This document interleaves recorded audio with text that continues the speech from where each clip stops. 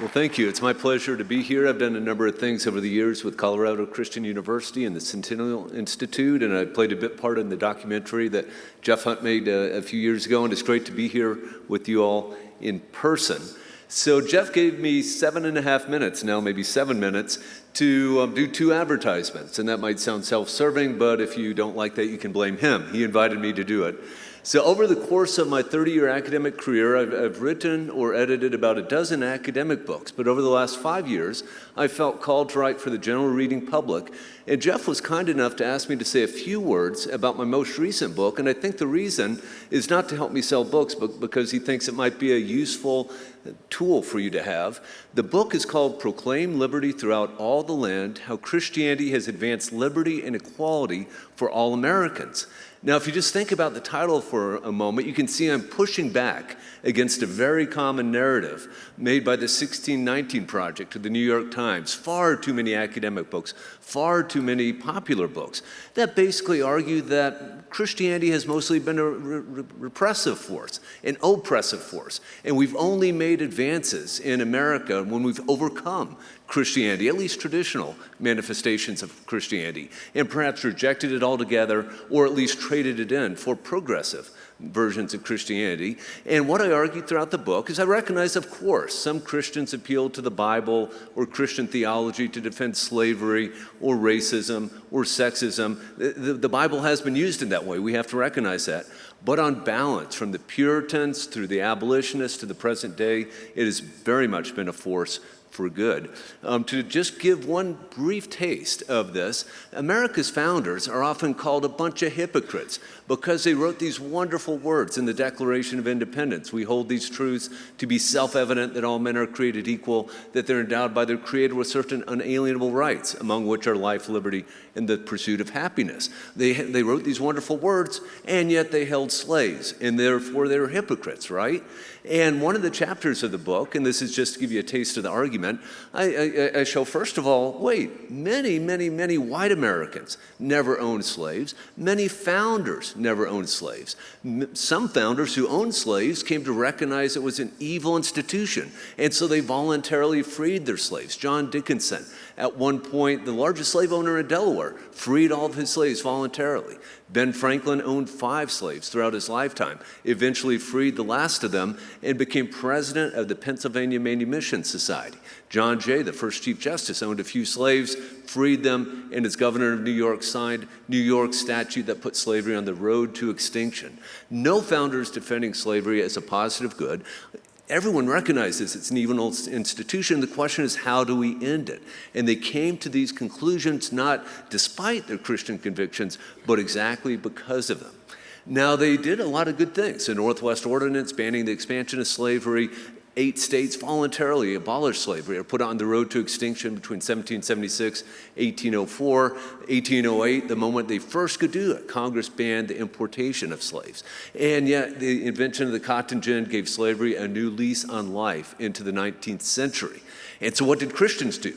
They rose up and they took their faith into the public square and they opposed slavery. I'm talking here of the abolitionists. And it is, in many instances, it's impossible to explain this abolitionist activity in terms of self-interest. I come from a background in political science, and we're always taught, what's the self-interest? Why are these groups acting in this way? What interest is there of these northern men and women? And that's one of the things I highlight. The women, for the first time in American history, get involved in mass politics to oppose this evil institution. Proclaim liberty throughout all the land. Those words, of course, are from Leviticus. They're inscribed on the Liberty Bell. But let me just give you one brief story from one of my favorite abolitionists, Sojourner Truth, the African-American female preacher who would go to revivals. She would put up a banner with these words, proclaim liberty throughout all the land. And then she would proceed to preach the gospel of Jesus Christ because she's first and foremost concerned with spiritual liberty, or liberty from sin. And yet then she would go on to preach about the sins of God's people, about slavery, calling people to repent from that sort of activity. And so throughout the book, I try to give lots of examples like this so that when you run into people, when your teachers from your children's schools say Christianity has been an oppressive force, this can give you some ammunition to push back. And I also hope it inspires Christians to get involved in politics. I think it's probably not necessary for a group like this, but too many American Christians, I think, say politics is messy, it's not fun, I don't want to do it. But we have an obligation, I think, to be salt and light in the city, to continue the fight for liberty and justice for all. Now, those of us who are in that business, this is a transition, are often called Christian nationalists, right? You heard Yoram Harzoni refer to that. And he said, well, maybe we should use it, maybe not, I don't know. Now, I think this is an important debate. No one in America was using that phrase, Christian nationalism, almost literally no one, a few academics here and there, prior to 2006. In 2006, popular and academic critics started writing about a book a year describing this phenomenon of Christian nationalism. And it is a scary phenomenon. It involves Christians who want to take over America for Christ and to oppress all racial minorities, all women. It's probably militaristic as well. I mean, it's a toxic stew. And not only that, but did you know that 51.9% of Americans, according to scholars who write on this, are fully or partially supportive of Christian nationalism? Now, you can hear that, and you probably right away are saying, that's ridiculous. This isn't the case. And yet, believe me, there are about 24 books making this argument, including by academics. One of the things I'll do in my session this afternoon, my workshop session, is to show why this literature is so flawed. And I think a lot of it is aimed at encouraging Christians not to bring their faith into the public square for fear of being labeled a Christian nationalist. And so again, this is an empowering sort of thing. If you've been involved in discussions and people accuse you of being a Christian nationalist, the workshop this afternoon should hopefully give you some ability to respond to this.